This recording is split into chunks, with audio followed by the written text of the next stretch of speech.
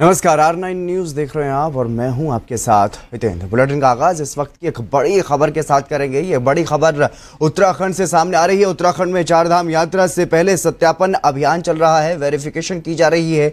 जो लोग वहां पर बाहर से आकर के रह रहे हैं उनके खिलाफ ये अभियान चल रहा है। अभियान के दौरान अब तक जो संदिग्ध पाए गए हैं वो 1500 से ज्यादा 1547 लोग संदिग्ध पाए गए हैं। इनके खिलाफ कार्रवाई भी उत्तराखंड पुलिस कर रही है। ये बड़ी खबर आपको बता रहे हैं। ऑपरेशन मर्यादा के तहत भी बड़ी कार्रवाई की गई है।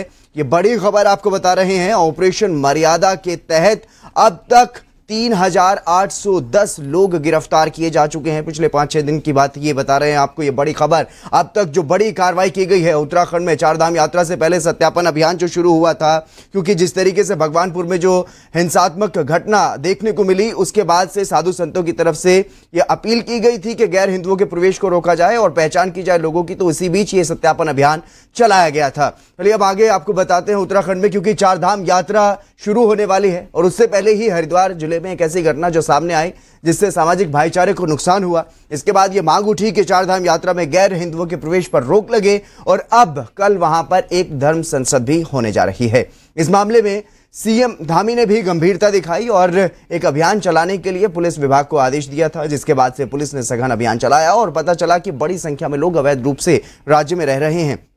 अभियान के शुरुआती दिनों की अगर बात की जाए तो तेजी से ये अभियान चला और अब तक भी लगातार जारी है, जिसमें कुल 33,116 लोगों से पूछताछ की गई है, उनका वेरिफिकेशन किया गया है और उनमें से 1547 संदिग्ध पाए गए। 1491 के विरुद्ध पुलिस एक्ट के तहत और 56 के खिलाफ अन्य निरोधात्मक कार्रवाई जो है वो की गई है। वहीं ऑपरेशन मर्यादा के तहत भी बड़ी कार्रवाई की जा रही है। पूरे प्रदेश में कुल 3810 व्यक्तियों को अभी तक गिरफ्तार किया गया है और कुल 5,63,180 रुपए का जुर्माना भी वसूला गया है। अभी ये भी अभियान लगातार जारी है, लेकिन इस बीच बड़ा सवाल यह है कि जो साधु संतों ने मांग की है कि चारधाम यात्रा में क्या गैर हिंदुओं के प्रवेश पर रोक लगाई जाएगी, ये अपने आप में एक बड़ा सवाल है। उस बारे में सरकार का क्या कुछ स्टैंड, इस बारे में जानने की कोशिश करेंगे, क्योंकि कल यानी कि 27 अप्रैल को धर्म संसद का भी आयोजन होना है भगवानपुर में और इसे लेकर के सुप्रीम कोर्ट ने भी इस मामले में सरकार को चेताया है कि भड़काऊ भाषण पर रोक लगनी चाहिए, नहीं तो जिम्मेदारी भी तय होगी अधिकारियों की, क्योंकि ये मामला काफी संवेदनशील है और मीडिया में इस तरह की खबरें भी हैं कि उत्तराखंड में रोहिंग्याओं की घुसपैठ भी हो चुकी है। इसलिए बड़ा सवाल है कि क्या उत्तराखंड में इन सभी चुनौतियों को लेकर के कितनी तैयार है अब उत्तराखंड की सरकार। इसी मामले पर हम चर्चा करेंगे। हमारे साथ खास मेहमान भी जुड़ चुके हैं। लगातार जिस तरीके से पूरा मामला जो है वो काफी संवेदनशील होता हुआ नजर आ रहा है, इसी पर चर्चा करेंगे। हमारे साथ कांग्रेस की तरफ से अमरजीत सिंह हैं और बीजेपी की तरफ से हनी पाठक जी हैं और वहीं महंत भी हैं हमारे साथ, स्वामी आनंद स्वरूप जी। आप तीनों मेहमानों का स्वागत है। सबसे पहले मैं हनी पाठक जी आपके पास ही आना चाहूंगा। क्या कुछ स्थिति है, क्या कुछ तैयारी है सरकार की? देखिए, इससे पहले भी मेरी इस चैनल पर डिबेट हुई थी जिसमें मैंने ये कहा था कि तैयारियों को लेकर उत्तराखंड बहुत ही सजग चल रहा है और विशेष सत्यापन भी कराया जा रहा है, जिसमें अभी आपने देखा होगा ऑपरेशन मर्यादा भी चलाई गई थी, जिसमें कि आज संदिग्ध गिरफ्तार भी हुए हैं, पाए भी गए हैं। इस तरीके से तैयारियों को मद्देनजर रखते हुए और धर्म संसद से पहले जो महंतों की, मैं स्वामी जी को प्रणाम करना चाहूंगी, इनके महंतों द्वारा जो भी कहा गया था मुख्यमंत्री जी को कि यहाँ पर सत्यापन को दुरुस्त किया जाए और संदिग्धों पर ध्यान रखा जाए, उसको मद्देनजर रखते हुए इनके कहने के अनुसार हमने विशेष सत्यापन लागू किया था, जिसके तहत लगातार कार्यवाही हो रही है और संदिग्धों पर कड़ी नजर रखी जा रही है। और मुख्यमंत्री जी ने ये निर्देश भी दिया था पुलिस की व्यवस्था के लिए कि काफी इसको सजगता से देखा जाए, क्योंकि देश में जो हालात है वो काफी गंभीर देखे जा रहे हैं। इन गंभीर हालातों को मद्देनजर रखते हुए 2 साल तो कोरोना काल ने ही खा गया था।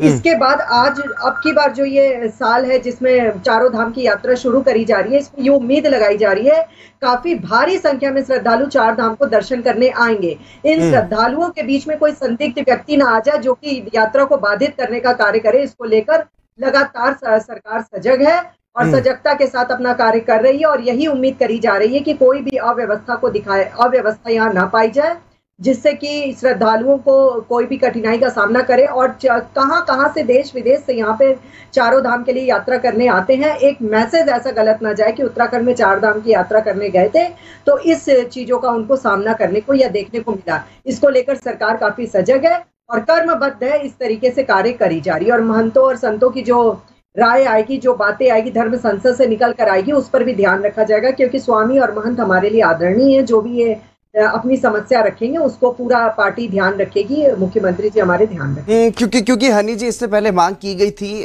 साधु संतों की तरफ से, और हमारे साथ खुद मौजूद हैं स्वामी आनंद स्वरूप जी, उन्होंने ही मांग की थी कि गैर हिंदुओं के प्रवेश पर रोक लगे। क्या इस बारे में सरकार ने कोई फैसला लिया अभी तक? देखिए, गैर हिंदुओं के प्रवेश में रोक लगे, इस चीज को लेकर तो मैं पूरी तरीके से आपको आश्वासित नहीं कर सकती हूँ, क्योंकि मेरे पास भी इसको लेकर कोई सूचना नहीं है। लेकिन ये मुझे पता है कि जो विशेष सत्यापन चालू किया जा रहा है, इसमें हर चीज को मद्देनजर रखते हुए देखा जाएगा, जिससे कि कोई भी समस्या का सामना व्यक्ति को नहीं करना पड़े। स्वामी आनंद स्वरूप जी, चर्चा में अब आपसे मैं विचार लूंगा आपके, क्योंकि जिस तरीके से आपने ये मांग की थी कि गैर हिंदुओं के प्रवेश पर रोक लगे, उसके बाद सीएम धामी ने एक विशेष अभियान चलाया, सत्यापन अभियान, जिसमें अभी तक क्योंकि 1500 से ज्यादा संदिग्ध पाए जा चुके हैं, 1547 की बड़ी संख्या है, और इसमें अब आपको क्या लग रहा है, जो सरकार की तरफ से जो किया जा रहा है, क्या वो उतना उचित है या उससे ज्यादा कुछ करने की जरूरत है? नहीं, अभी तो देखेंगे, काम अच्छा चल रहा है लोग। ये बहुत स्वागत योग्य कदम था मुख्यमंत्री का। अभी ये स्थिति देश में बहुत खराब है। रोहिंग्याओं की संख्या अचानक ये देख करके कि मुसलमानों की संख्या 10% से 36%, 38% कैसे हो गई, इसको लेकर के जब मुझे चिंता हुई तो हमने पत्र लिखा। और कम से कम अंग्रेजों ने जिस प्रकार से हमारा सम्मान रखा हिमालय का, हिमालय हिंदुओं का पूजा स्थल है, यह रहने का स्थान नहीं है, यह सदा से चलता चला आ रहा है। लेकिन जब देश आजाद हुआ 1985 में पहली मस्जिद बनाई गई और उसके बाद से मुसलमान यहाँ बसने लगे, और आज स्थिति ये है कि 45 और 55 का रेशियो हो गया है। 45% मुसलमान रहता है, और आए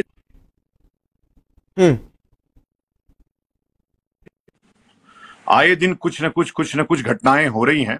तो इसको लेकर के अभी माननीय मुख्यमंत्री को हमने पत्र लिखा, मुख्यमंत्री ने तुरंत संज्ञान लिया, और वो जो अभी वेरिफिकेशन ड्राइव चल रही है वो काफी तेजी से और काफी ठीक से चल रही है। मुझे उम्मीद है कि जो 3 लाख रोहिंग्या पूरे उत्तराखंड में है, वो 3 लाख रोहिंग्या पकड़े जाएंगे और वो सब जेल भेजे जाएंगे, और या तो स्वदेश अपने वापस भेजे जाएंगे।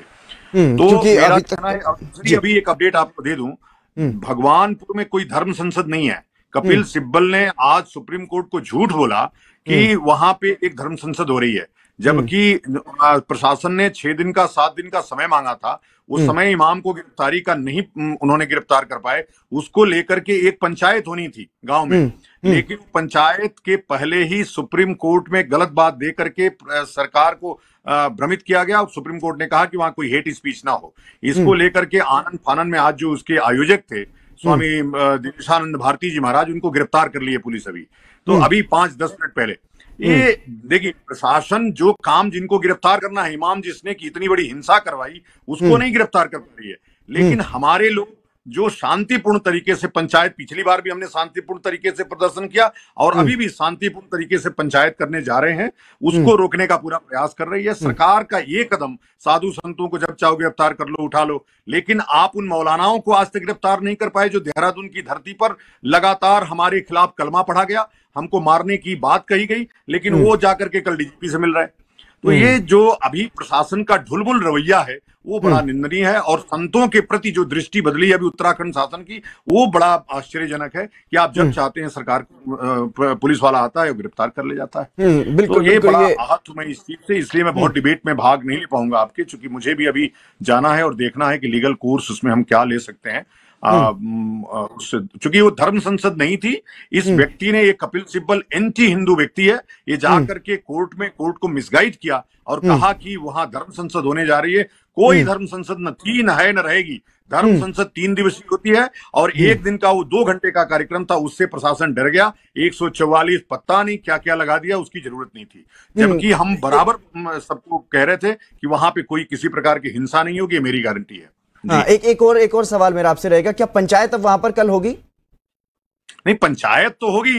पंचायत, अगर देखिए क्या है, हम लोग लाखों मानने वाले लोग हैं और हम संत हैं, हमेशा शांति का संदेश देने वाले लोग हैं, लेकिन कोई रोहिंग्या नहीं आए इसका प्रयास तो मैंने किया, ये संदेश तो मैंने दिया, ये रिपोर्ट तो मैंने दिया सरकार को। लेकिन अब मेरे धर्मस्थल पे कोई आ करके हमारे ही लोगों को हमारे शोभा यात्राओं पे पत्थर चला दे और हम उसका विरोध ना करें, मैंने तुम पीटो भी और आह तक ना करें, ये हद है इस शासन का। मैं इसमें पता नहीं मुख्यमंत्री को इसकी सूचना है कि नहीं है, लेकिन बिना मुख्यमंत्री के सूचना के हरिद्वार प्रशासन जिस प्रकार की प्रताड़ना, संतों को लगातार फोन करके धमकियां दी जा रही हैं कि आप जाइएगा नहीं तो गिरफ्तार कर लिए जाएंगे, लेकिन हम लोग शहर वहां पहुंचेंगे, गिरफ्तार होंगे, क्या दिक्कत है? कोई नहीं, हमने तो घर छोड़ा है देश के लिए जी।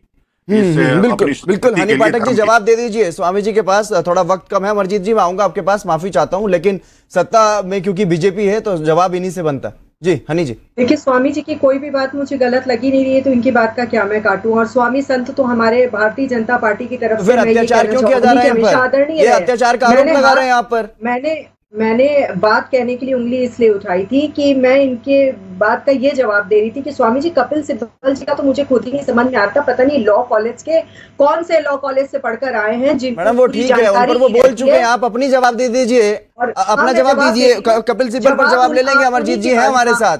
सरकार उत्तराखंड की पुलिस साधु संतों को क्यों परेशान कर रही है, इस पर जवाब दे दीजिए। देखिए, साधु संत हमारे लिए हमेशा ही आदरणीय रहते हैं, और क्यों परेशान किया जा रहा है, क्यों नहीं किया जा रहा है? अगर संतों की बातें नहीं आई होती, संतों ने ही सबसे पहले मुख्यमंत्री जी के सामने ये प्रकरण रखा था कि यहाँ पर रोहिंग्या न घुस पाए और कोई घुसपैठी न घुस पाए, इसको लेकर आप कुछ सजग कदम उठाइए। उसी को लेकर ही इस प्रयास को किया गया। स्वामी और संतों की बात को ही मद्देनजर रखते हुए तुरंत ही मुख्यमंत्री जी ने इस फैसले को लागू किया है। और अभी मुझे मालूम पड़ रहा है स्वामी जी के द्वारा कि कुछ इस तरीके से हरिद्वार में इनको फोन्स आते हैं, धमकी दी जाती है, तो इसको भी ध्यान दिया जाएगा कि इस तरीके से साधु संतों को नजरअंदाज न किया जाए। को गिरफ्तार किया गया है अभी। बिल्कुल स्वामी जी, ये इस तरीके की बातें कह रही हैं हनी जी कि इस पर संज्ञान लिया जाएगा। क्या इस तरीके की कोई बड़ी, इतना बड़ा मामला हो सकता है कि जो आयोजक हैं उनको गिरफ्तार कर लिया जाए? कोई आप लोगों को किसी भी प्रकार की, किसी भी जनता को, किसी भी साधु संत को कठिनाई का सामना न करना पड़े, इसको सरकार ध्यान रखेगी, क्योंकि आप सबके आशीर्वाद से ही सरकार आगे चल सकती है। स्वामी जी एक कमेंट आपका। लगातार फोन आ रहे हैं मुझे मेरे से कुछ पूछे आप। जी आपसे ही पूछ रहा हूं, जो हनी जी ने कहा कि आप संतुष्ट हैं इस बात से?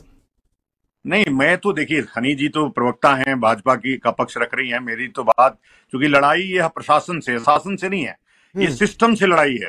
पूरी जुडिशरी और पूरी ब्यूरोक्रेसी सरकारी चलाती है, उनके इशारे पे काम कर रही है। देखिए सरकार, अभी फिल्मों में आई ना बात, सरकार किसी भी हो, सिस्टम हमारा होगा, सिस्टम उनका है, उस सिस्टम को तोड़ना है। जो ब्यूरोक्रेसी जिस प्रकार से तानाशाही कर रही है, जुडिशरी जिस प्रकार से तानाशाही कर रही है, उनको सबक सिखाने का काम संत करेगा। आप चिंता मत करिए। बिल्कुल। अमरजीत जी आपको क्या लगता है? हाँ, चर्चा में अमरजीत जी से भी बातचीत कर लेते हैं। अमरजीत जी आपको क्या लगता है कि ब्यूरोक्रेसी हावी दिखाई दे रही है उत्तराखंड में? जिस तरीके से स्वामी जी कह रहे हैं कि कहीं ना कहीं सरकार नहीं चाहती कि साधु संतों पर इस तरीके के अत्याचार हो, लेकिन शासन अपनी मर्जी से कर पा रहा है ऐसा? देखिए, मैं स्वामी जी को पहले प्रणाम करता हूं। स्वामी जी, आपके कहने जिस प्रकार से सरकार ने सत्यापन को लेकर के ये ड्राइव चलाई, निश्चित रूप से हमने पहले दिन से इस बात का समर्थन किया है कि सत्यापन होना चाहिए। उत्तराखंड में रह रहे बाहरी जो लोग हैं उनका सत्यापन होना चाहिए, साथ साथ जो यात्रा के दौरान बाहर से आने वाले लोग हैं उनका भी सत्यापन होना चाहिए। लेकिन केवल और केवल यहाँ थोड़ी सी हमारी बात भिन्न हो जाती है, किसी धर्म विशेष के लोगों को टारगेट ना किया जाए। जो दोषी है उस पर सख्त से सख्त कार्रवाई हो, इसमें कोई दो राय नहीं, कोई हमारा मतभेद नहीं है।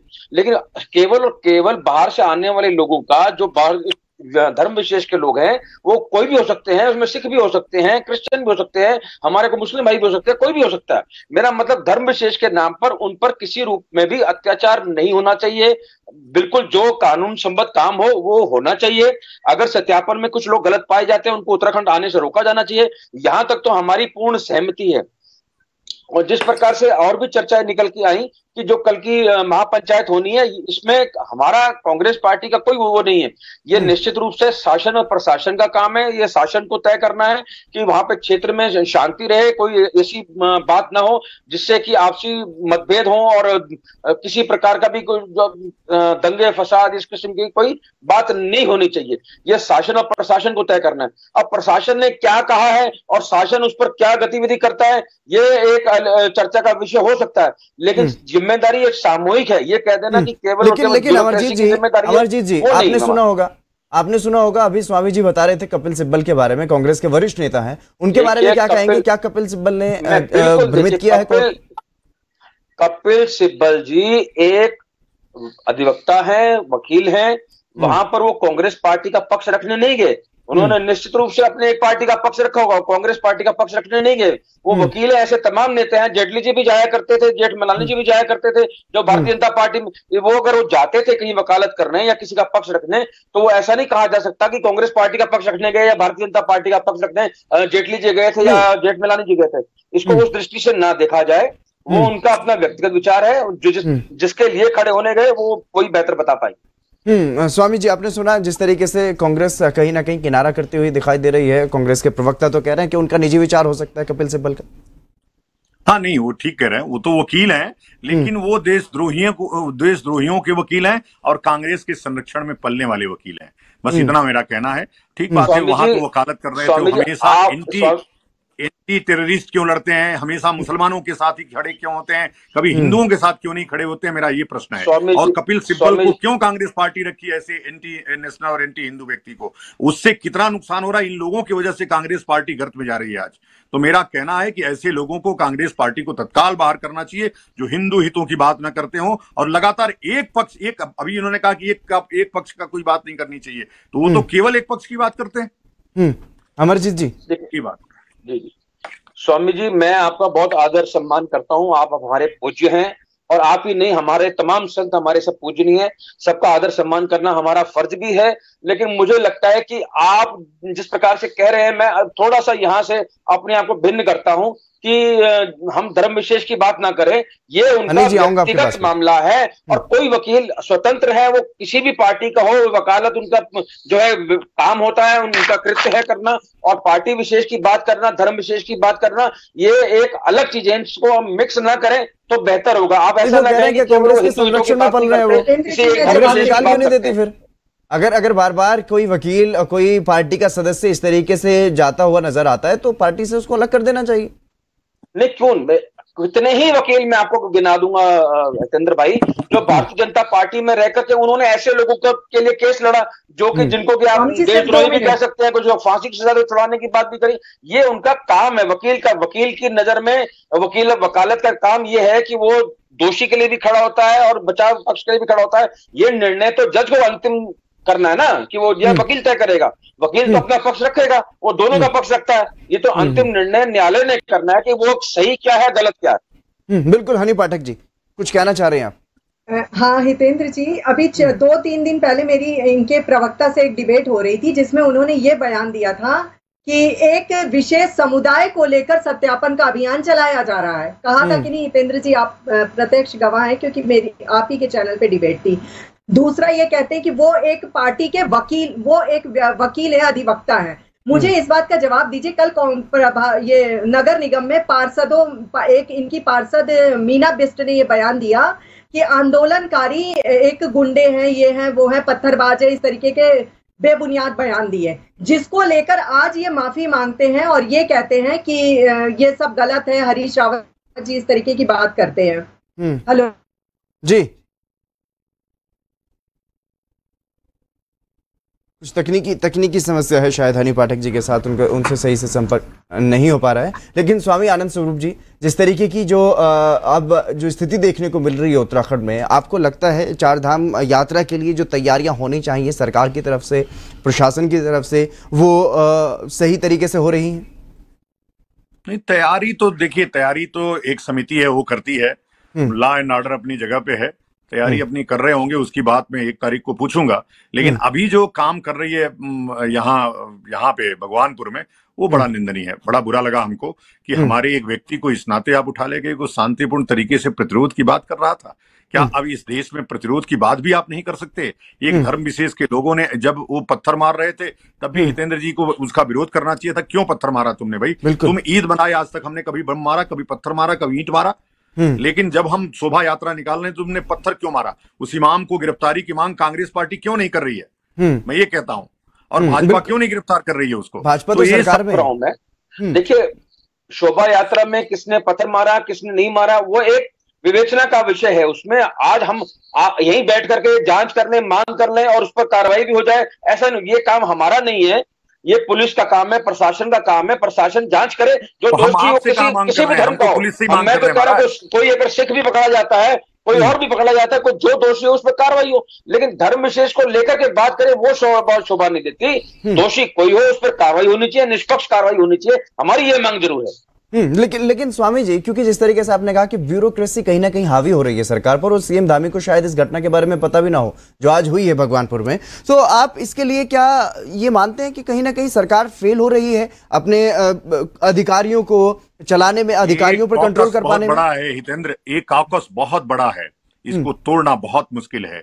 यूं ही बिना बीएसएफ के, बिना लोगों के उसके रोहिंग्या तो नहीं आ गए देश में। देश में कैसे आए रोहिंग्या, कैसे पल रहे हैं, कैसे बढ़ रहे हैं? तो मैं किसको फेल कहूं? मैं तो अपने को ही फेल कहता हूं कि हमारी जागरूकता नहीं है। हम जागरूक नहीं थे और हमने उनको रोकने का प्रयास नहीं किया। अब तो मैं यही कह सकता हूं, मैं कहूंगा तो ये कहेंगे कांग्रेस पे दोष दे रहे हैं, और शासन का दोष दूंगा तो पाठक जी कहेंगे कि भाजपा को दोष दे रहे हैं। तो हम लोग तो अब ये इसमें ही लगे रहते हैं कि मैं दलगत राजनीति से ऊपर उठ करके कैसे बात कर सकूं। अभी कुछ दिन बाद बोलेंगे कि मैं कांग्रेस का एजेंट हूं, थोड़ी देर बाद ये बोलेंगे कि भाजपा का एजेंट है। तो ये बड़ा संकट की घड़ी है, लेकिन फिर भी दम लगा करके खड़े हैं। हम लोग दलगत राजनीति से ऊपर उठ करके हमेशा बात करते हैं। जब सरकार खराब काम करती है तो उसकी भी आलोचना करते हैं, और जब पार्टी कोई खराब काम करती है तो उसकी भी आलोचना करते हैं। मुझे उम्मीद है हितेंद्र जी कि आप मुझे अनुमति देंगे, चूंकि बिल्कुल आपको अनुमति है। स्वामी जी, आपका बहुत शुक्रिया इस चर्चा में जुड़ने के लिए। लेकिन चर्चा में आखिरी कमेंट मैं हानि पाठक जी से ही लूंगा। हानि पाठक जी, क्योंकि जिस तरीके से स्वामी जी बता करके चले गए कि क्या कुछ हो रहा है और किस तरीके से हो रहा है, और किस तरीके से अब साधु संतों को ही गिरफ्तार किया जा रहा है, बल्कि जो आरोपी रहे हैं, जो उस घटना के जो जिम्मेदार है, उनकी गिरफ्तारी नहीं हुई, वो तो यहाँ तक आरोप लगा रहे हैं यहाँ पर। क्या समझा जाए? देखिए, ऐसा है, मेरे संज्ञान में इस तरह का कोई भी मामला नहीं। मैंने तो स्वामी जी के सामने कहा था कि जिसमें साधु संतों की गिरफ्तारी का मैटर मेरे सामने आया हो। और दूसरी चीज मैं ये बताऊंगी कि जो अभी स्वामी जी ने मुझे अवगत कराया कि इस तरीके से प्रताड़ना दी जा रही है फोन द्वारा और सामने से आकर, तो उसका संज्ञान लेने का मैंने आपसे स्पष्ट कह दिया कि इसका संज्ञान पूरी तरह लिया जाएगा, जिस तरह से साधु संतों को कोई भी परेशानी का सामना न करना पड़े। और मेरी बात कट गई थी हितेंद्र जी, मैं ये कह रही थी कि इन्होंने तुरंत पार्षद मीना बिष्ट को तो निलंबित कर दिया। मैं इनसे ये पूछना चाहूंगी कि कपिल सिब्बल जी भी अनर्गल बयान जो देते हैं, क्या उनको भी निलंबित करते हैं, जो एक सिर्फ समुदाय को लेकर लड़ाई करते हैं? और फिर ये कहते हैं कांग्रेस पार्टी के लोग कि हम लोग एक समुदाय को ही इशारा करते हैं। जब डिबेट होती है तो ये लोग कहते हैं विशेष सत्यापन किया जा रहा है, एक समुदाय को टारगेट किया जा रहा है। और जब इनके पार्टी का कोई भी व्यक्ति, मैं ये जानना चाहती हूँ, आज हनी पाठक कोई भी अनर्गल बयान आपके चैनल पर देकर जाती है तो वो ये नहीं कहा जाएगा कि हनी पाठक देकर गई है, वो ये कहा जाएगा भाजपा की प्रवक्ता देकर गई है। तो इसी तरीके से कपिल सिब्बल भी जी एक पार्टी का सिंबल है। वो किसी भी प्रकार का बयान अगर देते हैं तो वो सिंबल को इंडिकेट ज्यादातर करता है।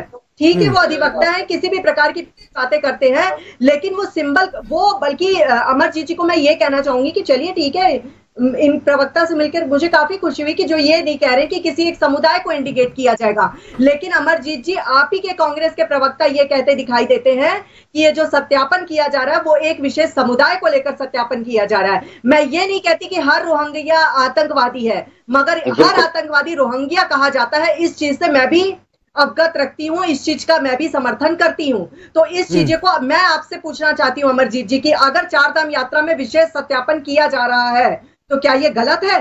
किसी भी बाहर के लोगों को सामने नहीं आने दिया जा रहा है। जवाब दे दीजिए अमरजीत जी।